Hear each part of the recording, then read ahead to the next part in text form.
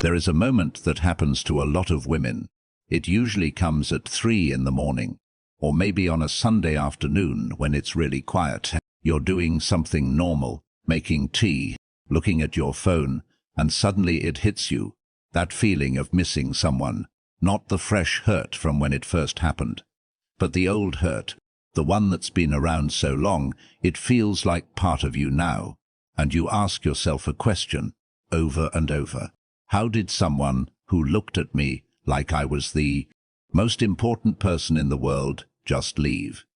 How did they just disappear? If you've asked yourself that question, if you've thought about conversations not because you're crazy, but because you're trying to understand something that makes no sense, then you know what we're going to talk about today. This is not about romance. This is not about hoping he'll come back. This is about something deeper. This is about what happens when you're a woman who feels things deeply and you meet a man who has never really looked at himself. And this is about what that tells you about who you really are. Let me tell you something that changes everything. When a woman who feels deeply meets a man who doesn't know himself, something happens. It's big. The person who leaves, the person who goes quiet, they're not usually running from you. They're running from the mirror you make them see. Think about it. You just be yourself. You're honest about how you feel. You ask deep questions. You look at things from underneath, and because of that, you become a mirror for him.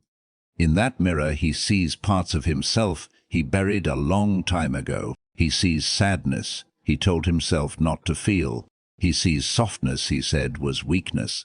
He sees longing he forced himself not to want. You're not trying to do this. You just exist at a depth he can't handle. Here's what happens in the human mind when it's faced with things. It's hidden. It doesn't always get better. Sometimes it just runs away. Deep inside every person is a shadow. That shadow is made of everything they've rejected about themselves, everything they've refused to see. That shadow doesn't disappear when you ignore it. It gets bigger. When someone like you shows up, that shadow can't hide anymore. This isn't just theory. Millions of men have been at the point of real closeness and backed away because being truly seen felt more dangerous than being alone. The conflict he feels happens after you talk. It happens in the middle of the night when something you said keeps coming back. It happens when he compares every other moment to how he felt with you. You created a feeling in him that he didn't want and doesn't know how to deal with. A man who hasn't done the work of understanding himself doesn't know what to do with feelings that are too big for him. So he does what people always do. He gets distant and calls it truth. He pulls away and calls it wisdom. But here is what you need to know, and sit with this quietly. This is not your fault. A mirror can't be blamed for what it shows. You weren't too intense. You weren't too much. You were probably just real, and he had spent so long being fake that he couldn't handle it. Now let me tell you something most women don't understand about being forgotten. Being forgotten is not the opposite of being loved. Sometimes it's the best proof that you were loved. If you meant nothing to someone, they forget you easily. With you, it's different. You take work to forget. He has to stay busy. He has to distract himself. He has to use noise and other people. And even with all of that, even with all that effort, silence reminds him of you. What makes someone unforgettable? Most women think it's about how you look, or how smart you are, or what you've accomplished. But that's not it. Unforgettable is something deep inside. It's something that lives in your body. It comes back when you smell something that reminds you of them. It comes back in afternoon light. It comes back in the quiet after someone you loved has left a room. In real psychology, what makes someone unforgettable isn't what you can see. It's how deeply they touched something real inside another person. Something basic, something ancient, something that connects to what it means to be human. When someone touches you like that, it doesn't stay in your head. It gets into your body. It becomes part of your life. Time doesn't erase it. New relationships don't erase it. Trying really hard to move on doesn't erase it. You know this from your own life. You know what it feels like to remember someone and have that memory be warm and alive, even though it's old. This isn't weakness. This is proof that something real happened. Now think about this. Do you think he got away from what he felt with you? Do you think that connection just closed up and sealed itself shut when you weren't together anymore? Real connection doesn't work that way. Someone can move away. They can change their whole life. They can try to be different, but in the quiet of the night, something in them hasn't moved. Something still carries you. This isn't fantasy. This is how the mind really works. The deep part of the mind doesn't forget feelings like we wish it would. It keeps them. Some memories don't go away. They just stay there, alive, impossible to control. Your impact doesn't depend on whether he stayed. A forest doesn't stop changing a person just because they left the forest. You changed something in him. You opened a door in his inner world. That door stays open. There is a hurt that lives inside many women. It comes from being told that you're too much. It starts early, as a child. It starts in small moments when your real feelings made someone uncomfortable. When being yourself got turned into something easier, when you got made smaller. You learned that your depth was a problem, that feeling things deeply was a burden, that the parts of you that made you special also made people leave. This created something inside you that people don't usually talk about. Part of you knows yourself. You know you feel deeply. You know that what you offer in love is rare. You've been inside yourself long enough to know you're not ordinary. But another part of you has watched people pull away when you showed them who you really are. And you've asked yourself, what if the problem is me? That voice isn't truth. It's pain that was never yours to carry. It's wounds that someone else gave you. The real work happens alone in journals, in conversations with yourself at night. And that work is this: you take back those wounds. You return them to the people they belong to. You were never too much. People came looking for shallow water. When they found an ocean, they got scared. Think about a real ocean, not the picture, not the calm surface on postcards. A real ocean, an ocean so deep that light never reaches the bottom. An ocean that holds entire worlds in the darkness. An ocean with storms and waves on top, but deep peace at the bottom. You were never meant to be shallow. You were made to have depth. Now we come to the silence. The silence between you two. Silence is complicated. We think of it as nothing. No words, no contact, no acknowledgement. But silence between two people who really touched each other is never empty. It's full. It has everything that was said and everything that wasn't said. Here's what happens in the mind of someone who goes quiet. Being quiet takes work. Trying to really move on brings peace. But staying quiet while fighting what you feel creates constant tension.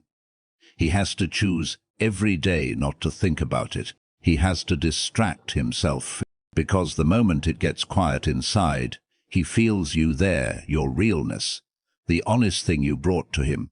It was strong enough that he has to keep managing it. You're not a small memory. You're something he has to keep pushing away. When the silence goes on for a long time, it's easy to think he doesn't care. But you're too smart for that. You know the difference between silence that means nothing and silence that means everything but won't say it. The real work isn't figuring out what his silence means. That just leads to obsession. The real work is becoming complete without him. It's learning what it means to stop explaining yourself through his silence. It's making your own inner truth your center, not waiting for him to confirm who you are, but knowing it yourself. There is real power when a woman stops trying to fit into someone else's silence. It's the power of being whole by yourself. It happens slowly, like sunrise quietly. But when you look around, everything has changed. We've been through deep territory together. We started with the mirror, understanding that him leaving wasn't about you. It was about him not being ready to see himself. We moved through what makes you unforgettable, understanding that impact doesn't need him to stay to be real. We went down into the wound, understanding that it doesn't prove you're broken. It proves you're real. And we sat in the silence, not to understand it, but to find the beginning of being whole without him. Now comes the deepest part. In psychology, there is something about becoming. It's the work of becoming who you really are, not who the world wants you to be, not who your pain made you pretend to be, but who you actually are underneath everything. This work is long, it's hard, it's personal, and it spirals. It doesn't follow a straight line. There are times when it feels like you're walking through a dark forest, but you're moving towards something real, toward yourself. The woman who loved deeply, who was real without pretending, who was hurt without understanding why, who asked honest questions while sitting in the wreckage. That woman is doing this work right now. Her pain isn't meaningless. It's exactly what she needed to stop depending on other people to know who she is. Every time she looked for someone else to confirm her worth and found silence, something in her was learning to confirm it herself. There is an important difference between becoming hard and becoming deep. A woman who got hard built walls to survive. She's protected. But she gave up her depth. Something in her went quiet. A woman who got deep felt the same pain but stayed open. She found strength that doesn't need walls because she became her own foundation. Here's the final thing. You don't need him to witness your depth for it. To be real, the work you're doing is learning to witness yourself, standing in what fell apart and saying to yourself, I was real here. I was completely present. I brought something true to this, and it's true no matter what comes next. A mountain doesn't become less beautiful because someone walked back down. In every real journey of becoming, there is a moment when things shift. It doesn't announce itself. It's the morning when you wake up and the first thought isn't about him. It's the conversation where you're truly present, instead of thinking about what he would think. It's the moment you look in the mirror and don't feel shame. The woman who can't be forgotten isn't the one who performed perfectly. She's the one who was simply, honestly, completely real. In a world that's almost forgotten what real is. Your realness isn't weakness. It's your strongest power, because people forget performances. Performances fade, but when you meet someone who is genuinely present, someone who exists with real feeling, someone not behind a fake image that doesn't leave, it becomes part of how they see everything after. So here you are, not at an ending, though it might feel like it. You're at a doorway, the kind of doorway you can only see after you've been through real pain. Pain that wasn't meant to break you, but to break open the parts of you that had become too small. On the other side of this doorway is a woman who has made peace, not with being forgotten, because you never were, but with understanding that being remembered in his mind while he keeps his distance says everything about his fear and nothing about your worth. She walks with a quiet that isn't from shutting herself away. It's the quiet of someone who finally came home to herself. You're not the kind of woman who can be forgotten, and it's time to stop forgetting yourself.